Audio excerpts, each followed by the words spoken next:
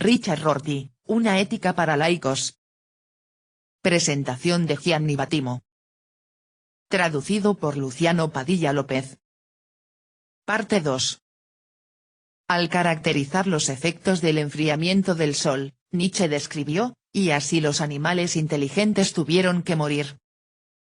Habría hecho mejor escribiendo, y así los animales valientes, imaginativos, idealistas, proclives a mejorar como personas, tuvieron que morir. La vocación de redención presupone diferenciar entre la parte inferior del alma, mortal, y la superior, espiritual, inmortal. La redención es aquello que sucede cuando la parte superior triunfa por sobre la inferior, cuando la razón vence a la pasión o cuando la gracia derrota al pecado. En gran parte de la tradición ontoteológica, la distinción entre parte inferior y parte superior del alma está estructurada como distinción entre la parte que se contenta con su finitud y aquella que anhela lo infinito. Según Ratzinger, el motivo por el cual la fe todavía tiene una esperanza es que se corresponde con la naturaleza del hombre. El hombre es equilibrado de modo tanto más generoso de lo que varios filósofos poskantianos consideraban o mejor aún le permitían ser.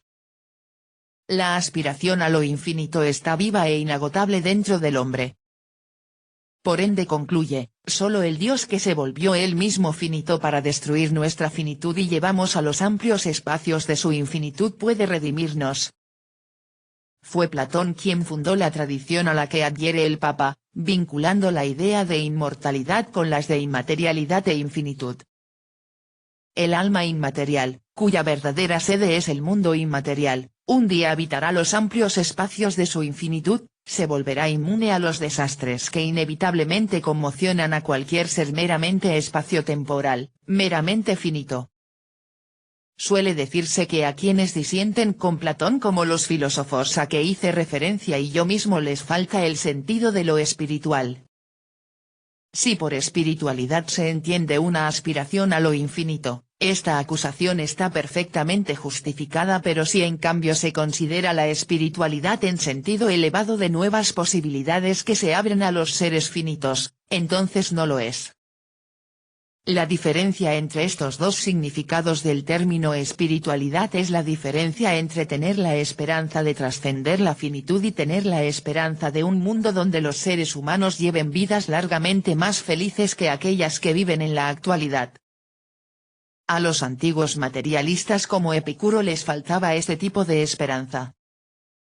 Eran incapaces de concebir semejante idealismo moral, incapaces de alcanzar esa elevación espiritual que se volvió posible para los europeos y los estadounidenses de las revoluciones democráticas del siglo XVIII. Desde entonces, surgió una forma de espiritualidad que rechaza la posibilidad de la santidad, que rechaza el perfeccionamiento de la vida de un individuo y se acerca a la posibilidad de perfeccionar, en cambio, la sociedad humana, y que es ampliamente cristiana en su inspiración inicial.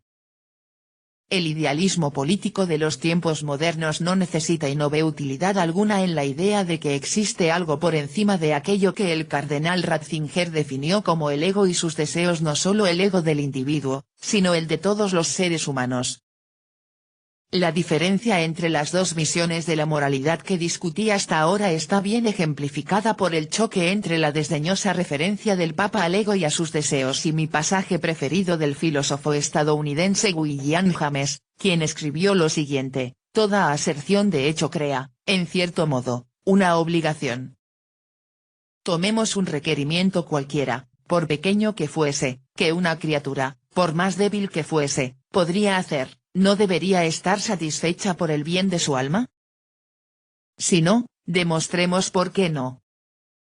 El único tipo posible de prueba que aducir sería la exhibición de otra criatura, que debería hacer un requerimiento en sentido opuesto. Para Stuart Mill, Dewey, Habermas y los demás filósofos de la democracia social, la respuesta a la pregunta, ¿son malos algunos deseos humanos? Es no, pero algunos deseos ponen un palo entre las ruedas de nuestro proyecto de maximizar la satisfacción completa del deseo. Por ejemplo, mi deseo de que mis hijos tengan más para comer que los hijos de mis vecinos no es intrínsecamente malvado, pero ese deseo no debería hacerse realidad. No existe un deseo intrínsecamente malvado, solo existen deseos que subordinar a otros en pro de la equidad. Para quienes adoptan el ideal utilitarista de maximización de la felicidad, de progreso moral consiste en ampliar la franja de personas cuyos deseos tomar en consideración. Todo estriba en hacer lo que el filósofo estadounidense contemporáneo Peter Singer define como ampliar el círculo del nosotros, aumentar la cantidad de personas que consideramos parte de nuestro grupo. El ejemplo más obvio de esta ampliación es el cambio que se produjo cuando los ricos empezaron a considerar a los pobres como conciudadanos suyos, antes que personas cuyo lugar en la vida había sido decretado por Dios. Los ricos debieron dejar de pensar que en comparación con sus propios hijos los niños más desvalidos estaban destinados en cierto modo a tener vidas menos felices. Solo cuando llegaron a esa coyuntura pudieron empezar a considerar riqueza y pobreza como instituciones sociales modificables, antes que como partes de un orden inmutable. Otro ejemplo obvio de la ampliación del círculo del nosotros es el reciente éxito, parcial pero estimulante, del feminismo. Recientemente, los hombres se mostraron más dispuestos a ponerse en el lugar de las mujeres. Otro ejemplo es la mayor disponibilidad por parte de los heterosexuales a ponerse en el lugar de los homosexuales, a imaginar cómo debe de ser oír que a uno le digan que el amor que siente por otra persona es una perversión repugnante. A modo de conclusión, me gustaría plantear la pregunta de cómo se puede decidir la opción entre la tesis de James: cualquier deseo tiene derecho a volverse realidad a condición de que no interfiera con la concreción de otros deseos, y la de quienes consideran intrínsecamente malos ciertas acciones y ciertos deseos. Por ejemplo, como elegir entre aquellos que consideran absurda la prohibición de la sodomía, exactamente tan absurda como la prohibición de comer frutos de mar, y aquellos que en cambio consideran que la sodomía es una perturbación objetiva en la estructura de la existencia humana. Los filósofos como yo no creemos que simplemente pensando y comprometiéndonos en reflexiones filosóficas estemos en condiciones de resolver asuntos como el recién planteado. Según nuestra perspectiva, Stuart Mill tiene una visión de la sociedad ideal y el Papa tiene otra, y no podemos elegir entre las dos si tomamos como base principios filosóficos, ya que nuestra selección entre principios alternativos está determinada por nuestras preferencias respecto de los futuros posibles para la humanidad. La filosofía no impone límites al uso de la imaginación, es un producto ulterior de la imaginación. En comparación con la filosofía, la historia no es de mayor ayuda, en la medida en que puede ser leída según demasiadas modalidades distintas. En muchos de sus escritos el Papa sugirió que la necesidad de considerar que nuestras obligaciones morales son algo impuesto por una ley moral eternamente fija fue demostrada por la experiencia histórica del fascismo y del comunismo. Obviamente, sus opositores sacan provecho de los horrores cometidos por la Iglesia Católica para llegar a la conclusión contraria, mientras el Papa acusa al relativismo de haber llevado a Auschwitz y a los gulags, sus opositores acusan al fundamentalismo de haber justificado la práctica de quemar vivos a los homosexuales. Si se considera a la filosofía como un llamado a la razón, y a la historia como un llamado a la experiencia, entonces podría recapitularse lo que dije hasta ahora con una afirmación: ni la razón ni la experiencia pueden hacer mucho para ayudarnos a decidir si estamos de acuerdo con Benedicto Svi o con Santayana, James, Stuart Mill y Habermas. No hay tribunal de apelaciones neutral que pueda ayudar en la elección entre estas dos descripciones de la situación humana. Cada uno de ellos inspiró muchos actos de heroísmo moral. Según la perspectiva del Papa, los seres humanos deben permanecer fieles a lo que él define como experiencia humana común de contacto con la verdad que es más grande que nosotros. Desde la perspectiva relativista nunca hubo ni habrá una verdad más grande que nosotros. La idea misma de una verdad de ese tipo es la confusión de los ideales con el poder. En opinión de los relativistas como yo, la lucha entre relativismo y fundamentalismo es la que se da entre dos grandes productos de la imaginación humana. Es la competencia, no entre una visión que se corresponde con la realidad y otra que no, sino entre dos poemas visionarios, uno ofrece una visión de ascenso vertical hacia algo más grande que lo meramente humano, el otro una visión de progreso horizontal hacia un amor cooperativo común a escala planetaria. Debate. Pregunta del público, querría preguntarle si en su modo de pensar debe incluirse o no el misticismo. ¿Existe o no un sentido verdadero del misticismo, o bien algo trascendente, en su planteo? Rorty, pienso que los místicos, como los poetas, se cuentan entre los mayores genios imaginativos que contribuyeron al progreso moral e intelectual de los seres humanos. El aspecto en que disentimos es en la convicción de que el misticismo puede ser un modo para ponerse en contacto con lo trascendente. Por mi parte, veo que la experiencia mística es un modo de superar los límites de la lengua que se habla y llegar a la creación de un nuevo lenguaje, que a su vez lleva al progreso moral e intelectual.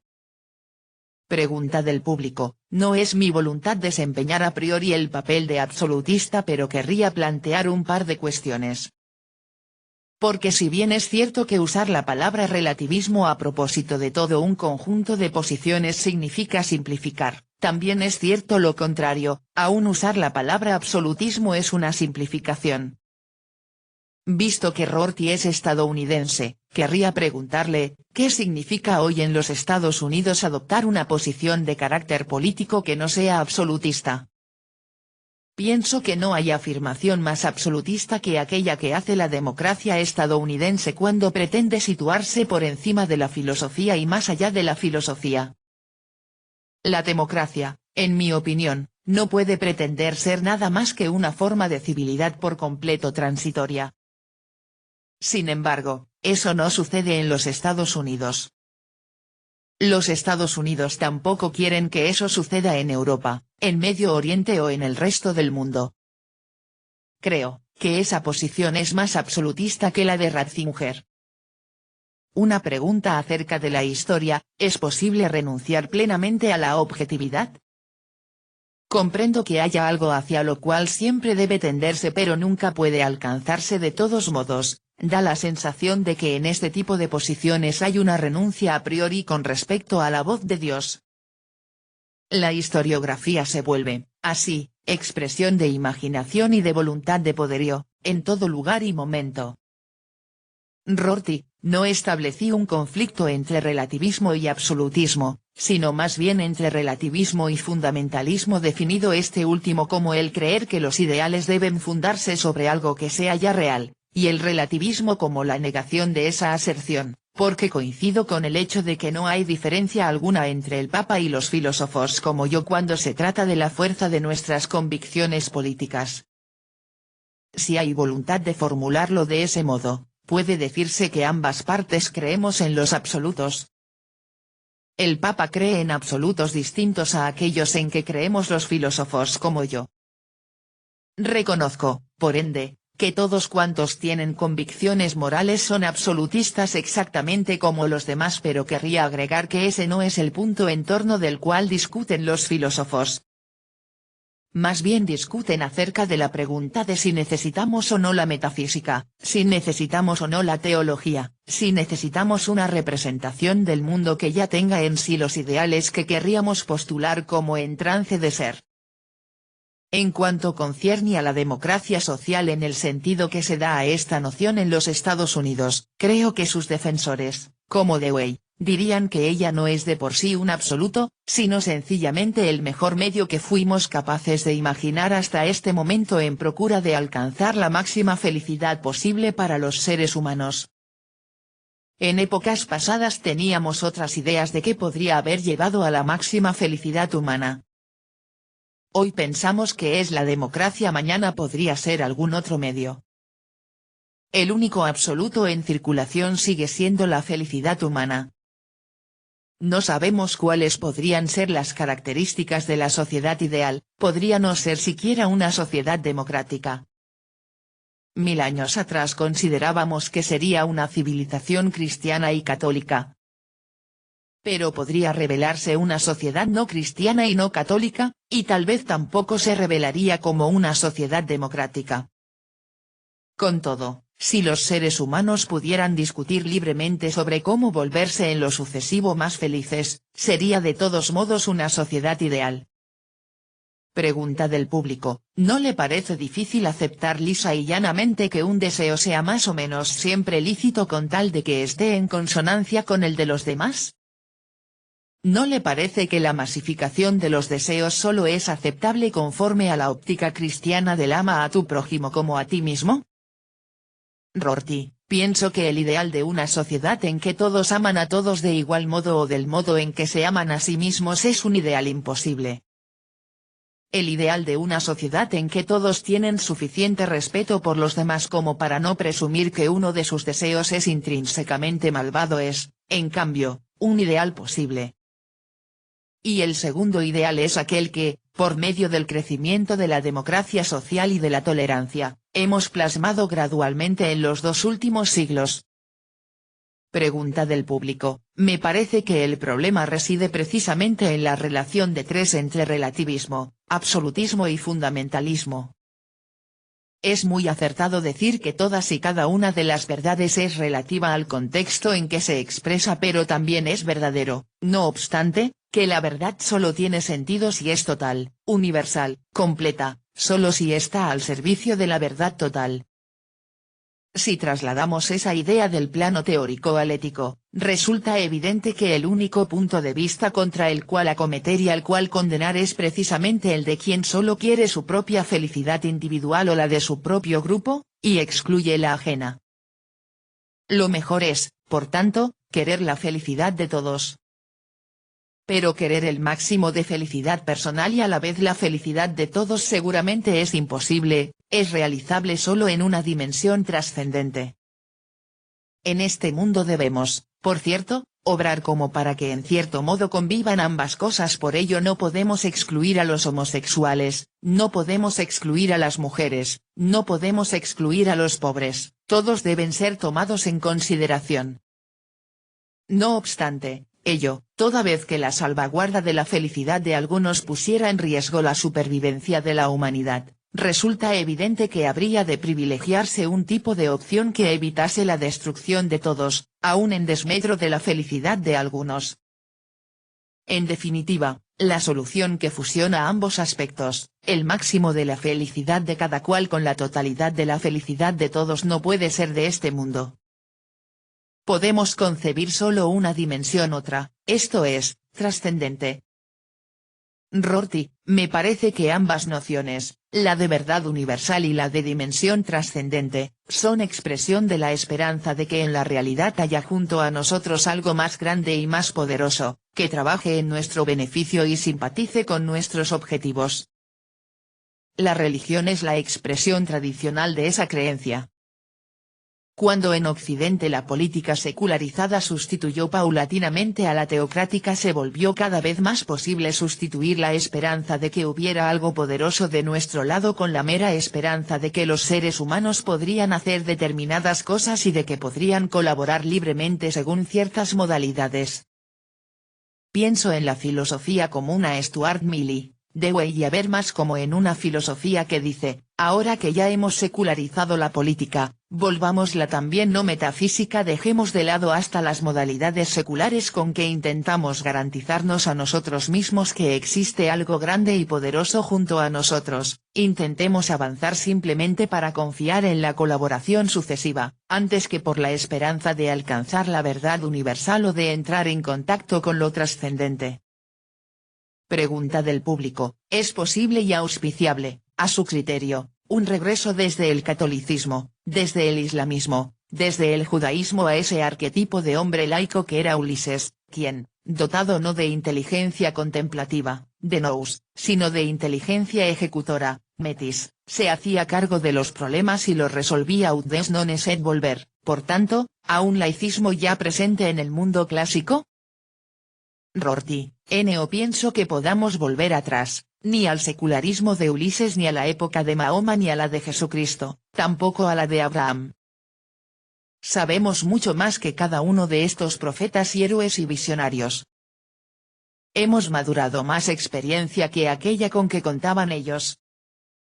Estamos más cerca que ellos de una verdad universal, de algo trascendente, somos sencillamente más expertos, más capaces de comprender qué cosas podrían causar el mal y qué cosas podrían causar el bien.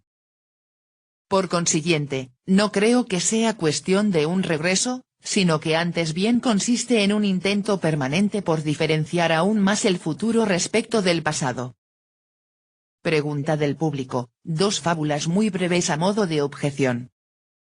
La primera es esta: por azar doy con una isla en que hay 1 millón de personas que gustan de comer a quienes nunca comieron a algún otro, por tanto, gustan de comerme a mí, que no soy caníbal. Ellos son tanto más felices si me comen, pero yo no soy igualmente feliz. Es mi felicidad individual contra la de 1 millón. ¿Qué base puedo tomar para oponerme? Segunda fábula, imaginemos que hay otra isla, donde a las personas en verdad les gusta mucho hacer la guerra. Su felicidad consiste en ser prepotentes. Digamos que es la isla de Hobbes y de Freud, como para saber de qué hablamos. Y la inclusión de ellos consiste en hacer la guerra uno contra el otro. ¿Cómo nos las arreglamos con la felicidad? ¿Puede la felicidad de cada cual ser la regla correcta para hacer que esa sociedad avance? Hobbes no estaría muy de acuerdo. Rorty, pienso que las preguntas, ¿con qué fundamento deberían ellos o comerme?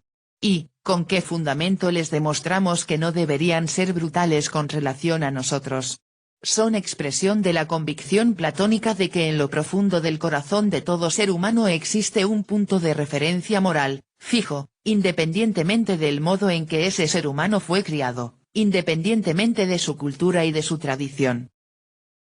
Considero que no tenemos motivo alguno para creerlo.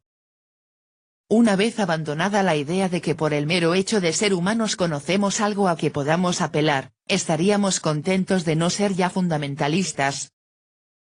Coincidiremos en que no tenemos modo de convencer a las personas que viven en esa isla de no hacer aquello para lo cual fueron instruidas, aquello que hacen por tradición.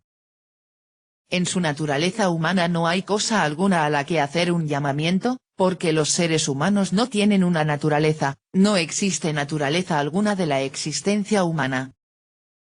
Simplemente existen los diversos modos en que los seres humanos se reunieron formando una sociedad y establecieron sus propias tradiciones. Algunas de estas tradiciones hicieron mucho más felices a los seres humanos, otras los hicieron mucho más infelices. Pregunta del público, recientemente asistí a una conferencia del profesor Michel Onfray, ateo. Resumo la conferencia: Dios no existe y Jesús es su hijo. El profesor Onfray es feliz solo si hace esa afirmación. Me gustaría contar con un comentario suyo acerca de esa posición. Rorty, me parece que hubo muchos intentos, por parte de los pensadores cristianos, de trazar diferencias entre la religión veterotestamentaria del poder y la neotestamentaria del amor, de afirmar que la historia del cristianismo es la gradual subsunción del poder en el amor, o la gradual sustitución como principal atributo de lo divino del poder con el amor. El libro de Gianni Battimo Credere di Credere, Guarranty, 1996, me parece una de las mejores expresiones recientes, por lo menos entre aquellas que leí, de ese intento por repensar el mensaje cristiano.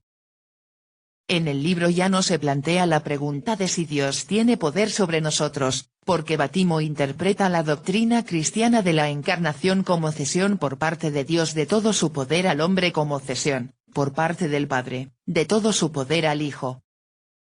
Me parece una lectura muy comprensiva del cristianismo. Pregunta del público, usted nos explica que ni razón ni experiencia ayudan a optar entre una perspectiva trascendentalista y una inmanentista.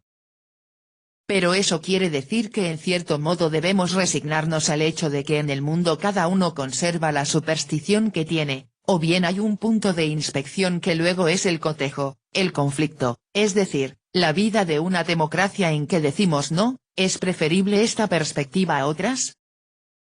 Rorty, sí. Considero que esta es la aplicación. Obviamente, la lectura de la historia y de la filosofía influye sobre cuál de las grandes visiones del mundo se nos concede, pero al final creo que deberíamos apartarnos de la idea de que la filosofía o la historia constituyen un tribunal de apelación neutral en el que pueda decidirse quién tiene razón, nosotros o nuestros amigos atraídos por una visión alternativa. Gradualmente vamos elaborando una forma de vida social en que ateos y cristianos pueden coexistir en la misma arena política. 300 años atrás ello habría sido considerado imposible, pero lo hicimos realidad.